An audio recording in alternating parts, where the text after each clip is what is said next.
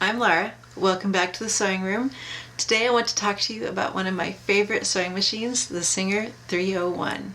There are many like it. This one is mine. This particular Singer 301 was produced in 1952 because I checked the serial number. I'll show you where to find a serial number on a 301 in a little bit, but just so that we have a first glance, as you can see, I'm not a collector. I am a sewer. So, she's not perfectly gorgeous. There are some dings, there are some marks, there's some staining. And in fact, her staining looked a lot worse when I first got her. In the 50s, the average American smoked half a pack of cigarettes a day. So even if you didn't actually smoke while you were sewing, if your sewing space was in your living space, which it usually was, there can be quite a bit of staining. So I'm, not to cast aspersions upon the people who had this machine before, but I would really bet this darker color is probably nicotine stains. When I first got this machine, I spent quite a lot of time cleaning that up with just rubbing alcohol and sewing machine oil and elbow grease. And you can see she's still not perfect, but she runs like a top, and I absolutely love sewing with this machine. This is a page out of the manual for this machine that I enlarged and hung up on my wall. I love it. The manual for this one is available online for free. I downloaded it and just printed it out, and now I have a lovely clean copy of what would otherwise be a very old manual.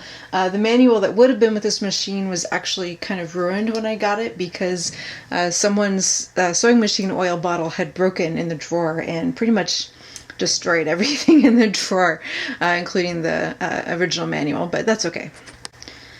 Singer heralded this machine as representing the ultimate in sewing machine design and styling, a product of the matchless skill and engineering ability of Singer craftsmen. The Singer 301 is an outstanding addition to our long line of unexcelled sewing machines. The people at Singer were nothing if not great at hyping themselves up.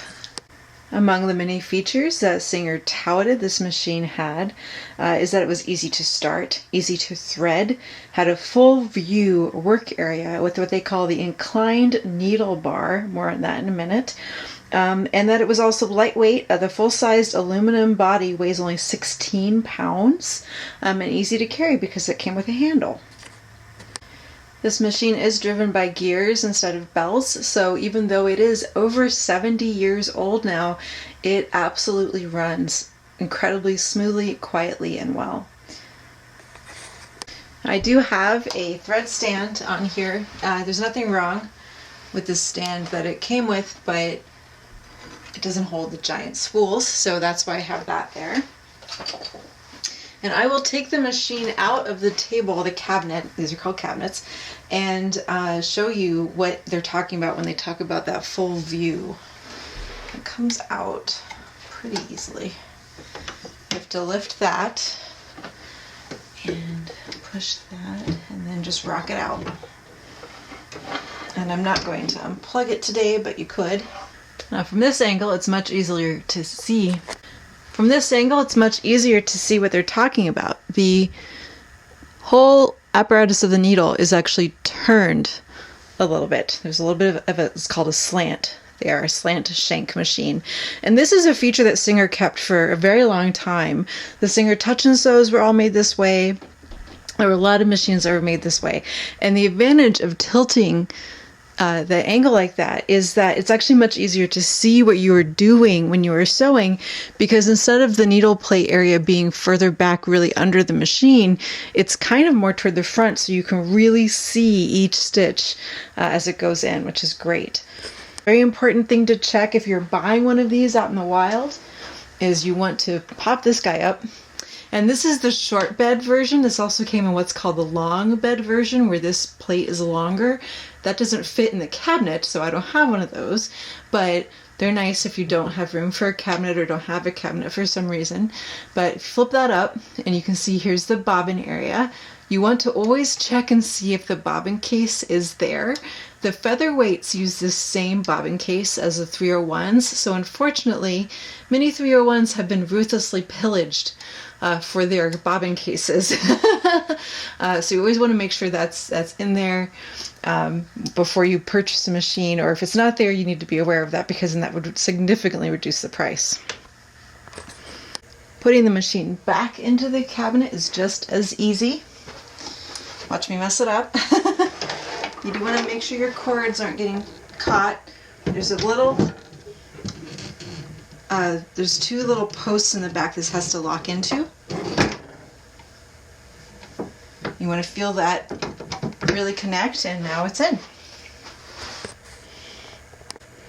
Now, a non-standard feature that the eagle-eyed among you will have seen on my machine is I never could quite get the tension disc for my bobbin winder exactly perfect. So I had to add just a little extra piece here. This is actually a bra slider as kind of a shim to get this spring tight enough. It didn't seem worth the trouble of replacing the whole thing, and having that there makes this work just great, which is fine. Kind of an unusual thing about this machine is that the needle goes in sideways to most machines. So the flat back part of the needle, which is normally kind of to the back, on this machine is on the left. And your clue that that might be the case is actually right here on the needle bed. And I don't know if they did this intentionally or if it's just chance, but the flat edge here matches the flat edge when you put your needle in here, so that it's a little easier to remember that the needle is sideways, which also means when you're starting your seam, the ideal position to hold your thread ends is often to the left instead of to the back. And sometimes that can be a little tricky. If you have a big piece of fabric and you're not starting at the beginning of a seam, it can feel like this isn't really comfortable. I have occasionally started the machine with the tails in the back, and so far it's worked just fine for me. But just so you know, the machine prefers you to hang onto those tails to the left. One thing I should have shown you when I had the machine out of the cabinet is that you can also completely disengage and drop the feed dogs on this machine. And all you have to do is lift your plate and change your angle so you can see what you're doing. All right, there's a little screw in here you just grab and rotate to the back to disengage and lower the feed dogs. Now, you want to do this if you're doing like darning or monograms or for other kinds of things where you just don't want the feed dogs involved. But I do want my feed dogs involved, so I'm just going to rotate all the way to the right or to the front, however you want to think about it, until it stops moving. And now we've got the feed dogs ready to sew again. Speaking of that throat plate, and I think I called it the needle plate earlier, please excuse me. If I zoom in here, focus. You can do it. Don't get distracted by that thread there. Voila. Okay. Fabulously easy marked throat plate, which is fantastic. Marked in imperial, not in metric. So this is 1/4 inch, 3/8, 1/2 inch, 5/8, and 3/4. You'll notice 5/8 doesn't stand out in particular. On some other machines, 5/8 is kind of extra bold or extra long, and that's because that's kind of the most common seam allowance for commercial patterns in the United States anyway. But this machine doesn't do that. Another really cool feature on the throat plate of this machine is you see these horizontal marks? Those match if you're sewing along and you hit a corner. If you stop at, say, the 1/2 inch mark and rotate your work, that will be 1/2 inch. So it makes turning corners on a pivot very, very, very easy. Zooming back out and up. One other nice feature of this machine is that the faceplate does simply open. You don't have to get a screwdriver or anything to open that up. And I'll rotate around so you can see that better.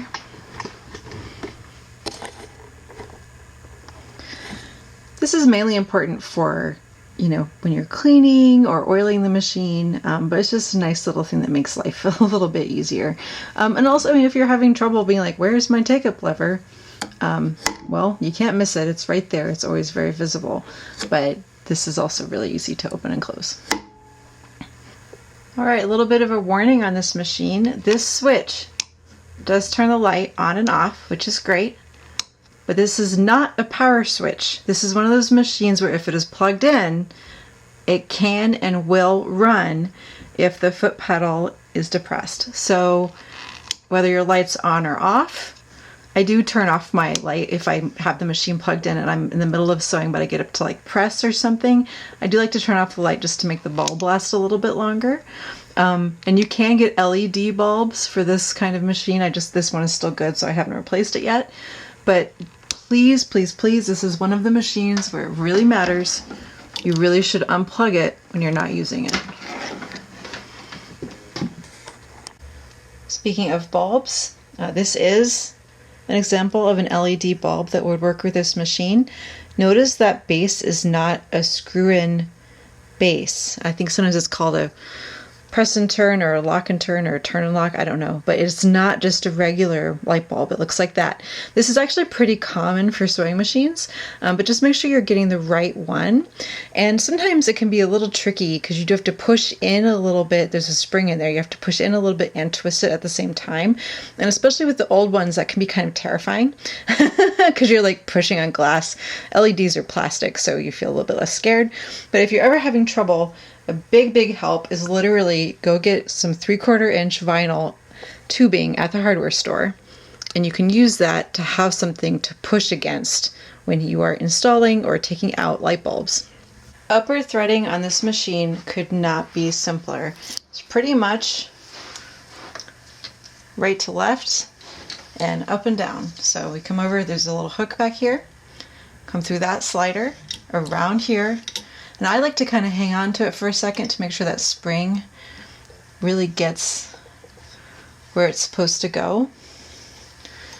Through the take-up lever, which this is the kind where you actually do have to thread through.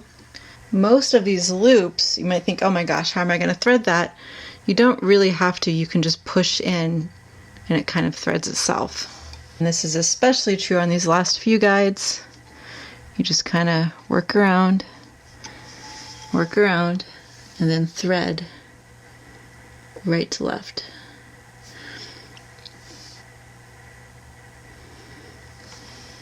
I'm going to tell you, there's nothing quite like threading a machine on camera. That's the top threading. What about the bobbin threading? Well, very easy.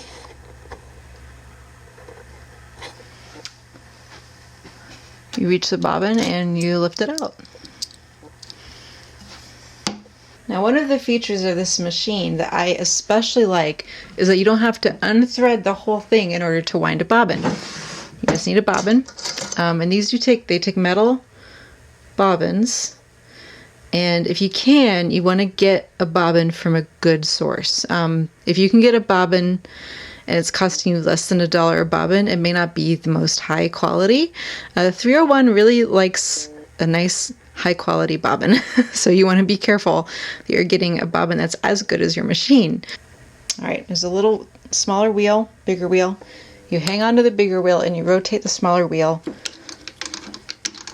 in a, I guess, counterclockwise direction and I like to do it until I see the needle go through a full revolution, and then I can be pretty confident that everything that's supposed to unhook is unhooked.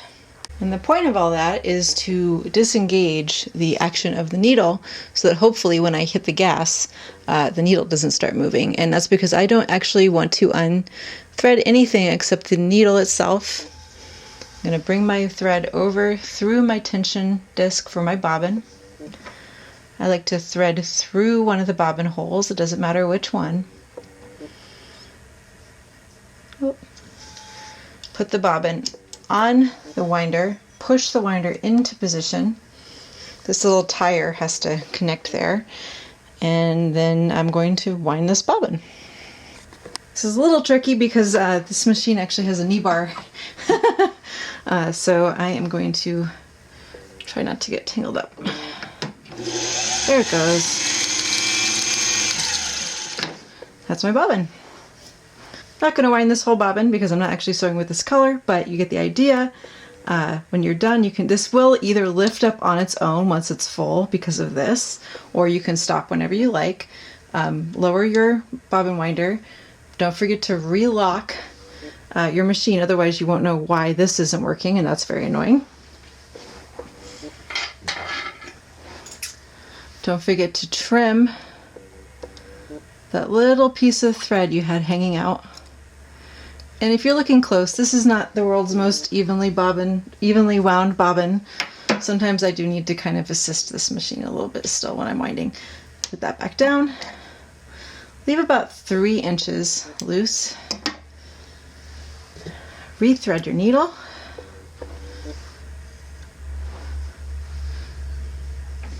Again, with the threading on camera. No, I'm telling you guys, it's really stressful. Come on. There we go.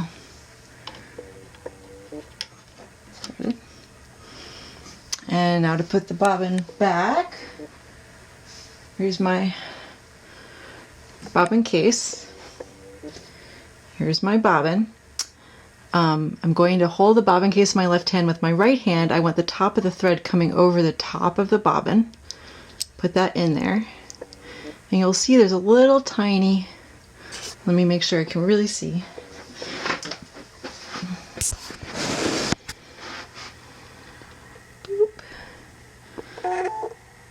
Aha. Okay. This has to thread into there.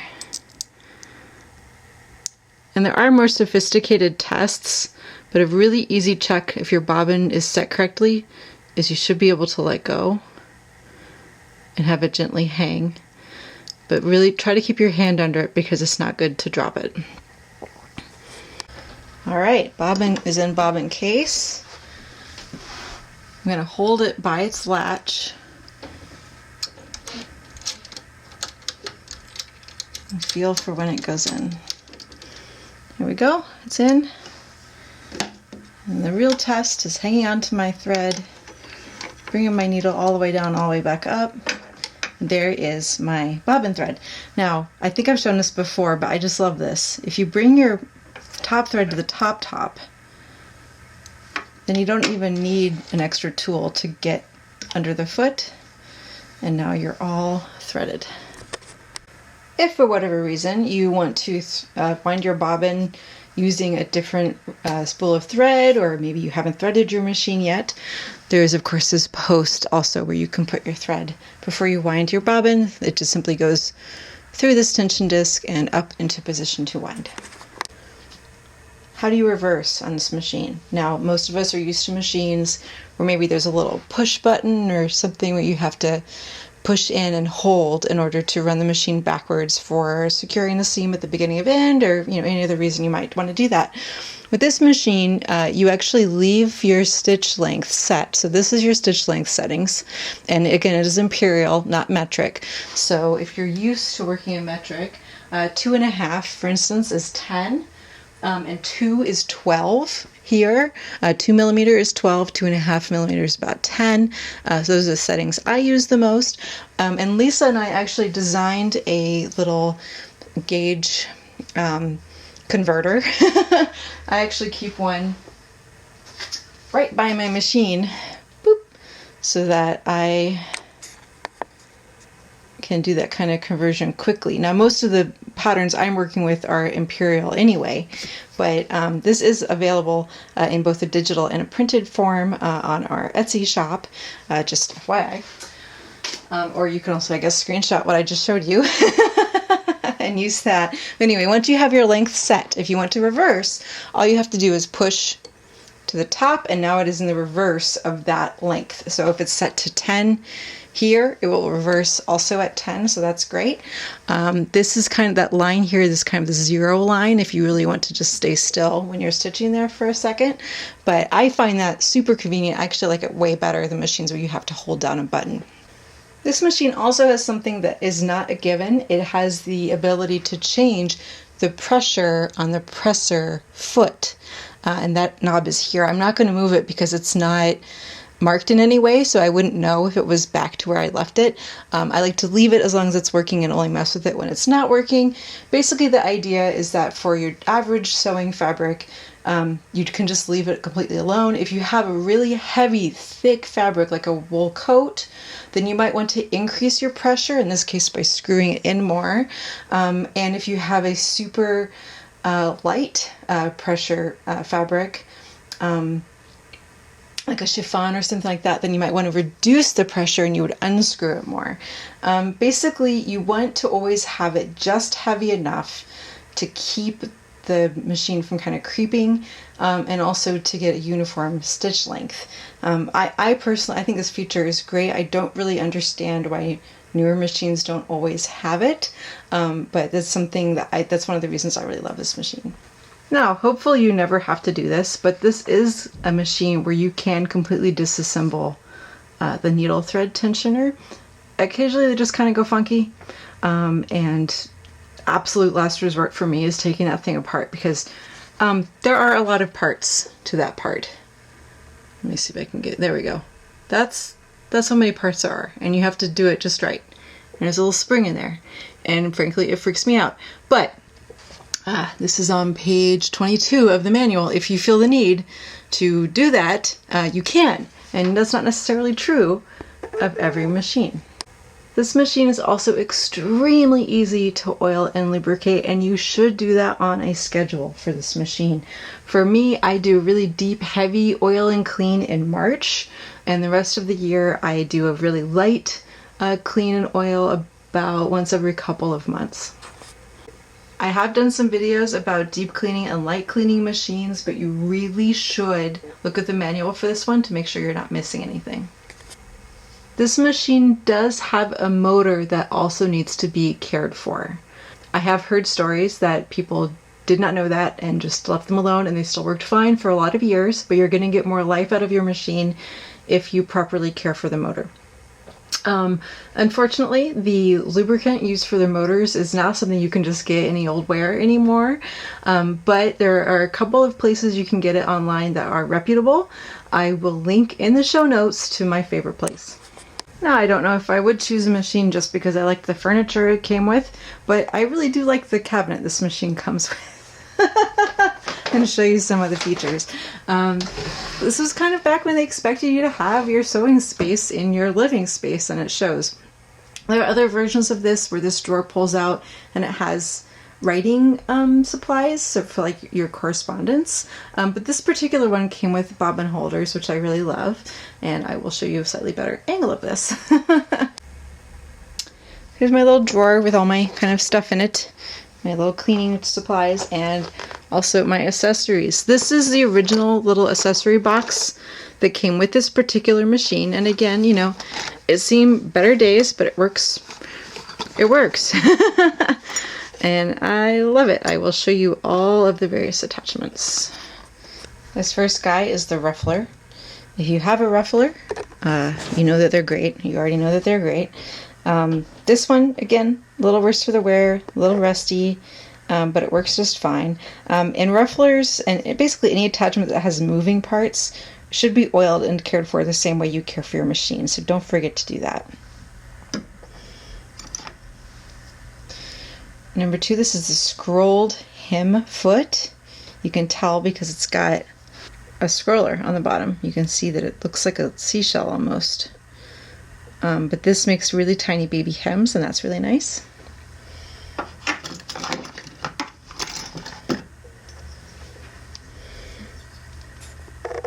This is for attaching bias. It's pretty hardcore, pretty heavy duty. I personally have not gotten a lot of use out of this, mostly because I don't do a lot of that, but in the 50s and 60s, that was really common sewing technique, and you can see why they made it. This foot does shearing all on its own. No gathering, no puckering, no pulling threads. It just makes the machine produce sheared fabric. S-H-I-R-R-E-D fabric. It's fantastic. This is called an adjustable hemmer foot. Looks very sci-fi. And it can basically make a hem anywhere from 3/16 of an inch to 15/16 of an inch. Which is great. To make hems wider than that, you can still do that. You just have to look at page 40 in the manual to see how that works. This little contraption is called the edge stitcher. When I was trying to describe it to someone, I said it looks kind of like the old-fashioned candy that's wavy. I really couldn't think how to explain it better. But this is used to sew laces to each other. You can also apply lace to an edge. You can pipe with this. You can apply folded bias tape or military braid. Let's see, I've got more on my list. You can also use it as part of stitching a wide hem to make a French seam. And last but not least, you can actually use it as a tucker to make tucks. So that's kind of nice. This is an adjustable zipper foot. And it's adjustable because it can move either to the right or to the left of the needle. I also use these for piping. And under Barbara Modi's wonderful advice from one of her books, I also use it sometimes for stitching in the ditch because it's easier than just doing it freehand or even using, there are feet that are kind of supposed to work for stitching in the ditch, but I can never get them to work. So better for me to set a zipper foot and just do my best. And of course, the foot you will actually see the most commonly on my machine is just a regular old foot. I believe in some circumstances this is called a 1/4 inch foot or a straight stitch foot, but this machine only does straight stitches unless you're using a zigzag attachment, so it's just the foot. I would be remiss if I didn't show you these parts of the cabinet that I actually don't use, but some people like them. There are more drawers, and in this drawer I do have my as yet untried, untested buttonholer for this machine. I actually prefer my 328K for buttonholing. I'm not saying I won't ever use this, but I just haven't yet. And nothing. Oh, I did not even know there was a bobbin in there. Gosh, how long has that been in there? Okay, well, it can just stay. Part of why I don't use these drawers is because this is where that bottle of oil broke, and so frankly it stinks. And also that kind of happens sometimes. I'm always afraid that I'm breaking something. Yikes! Last feature of the cabinet, this cabinet that I love, got to unplug now, is that it has a knee bar. Basically that means that the foot pedal for this machine is actually installed inside the cabinet, and when I press on this, it activates it. So it's just like pushing on the button of the foot controller, except that I can do it with my knee, which is great because I find it much more comfortable, especially if I'm sewing for a long time, many hours or minutes or days in a row. I think I get less tired just gently flexing my knee than I would having to constantly flex my foot, and I just feel like I have better control. It's just a really, really nice feature. I really like having a knee bar. To sum up, if you are on the market for an incredibly durable, I forgot to say incredibly fast sewing machine, this sucker can get up to 1,600 stitches per minute, which most commercial sewing machines now I've heard top out at around there, maybe even just 1,200. So it's very, very fast. In fact, some people say if they're switching back and forth between a serger and a sewing machine, they pick that sewing machine because otherwise they feel like it's just so slow. So if you have a need for speed, this is your gal. I absolutely love this machine in terms, for that. But the one thing that's a slight caveat is a lot of people feel like they can't do without a zigzag or any other kind of fancy stitch. And again, they do make an attachment, or an attachment does exist to do that for this machine. I don't use it because I already have other machines that do zigzag perfectly well. This machine does one thing, and it does it very, very well, which is stitch lovely straight stitching on almost any fabric with no problems. What more do you want in life, right? If the accessories that are available for this don't quite meet your needs, the one thing that I think would be kind of nice would be a walking foot. There was a walking foot created for singers of this time period. It's very collectible and very expensive, so I don't have one. And I wouldn't recommend necessarily breaking your back to get one. Again, it's going to be probably cheaper to get a whole other machine and a walking foot for that machine than to hunt down one of the vintage walking feet for this machine. I wouldn't recommend that course of action.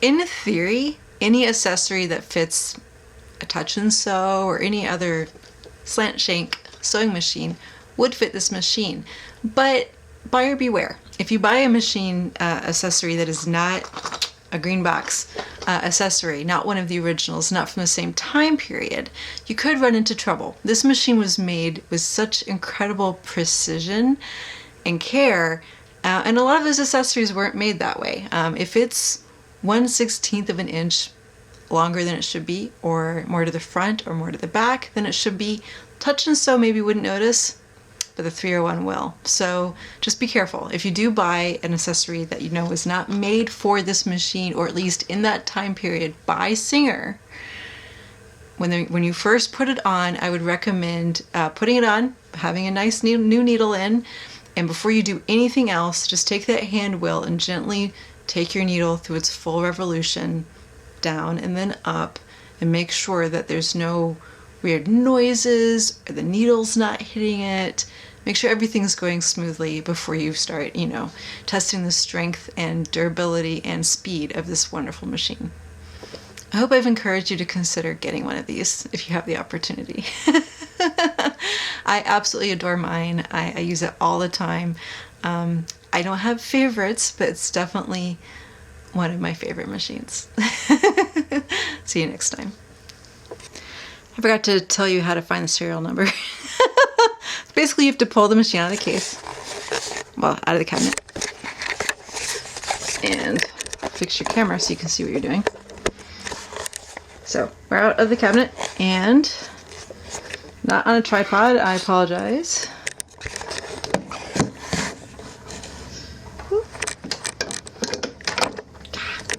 Don't drop anything. That's the real secret. Okay, now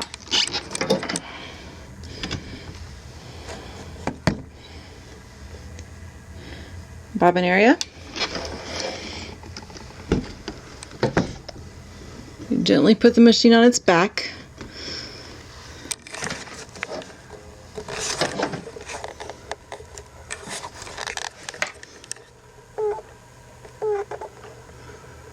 That's the serial number for this particular machine.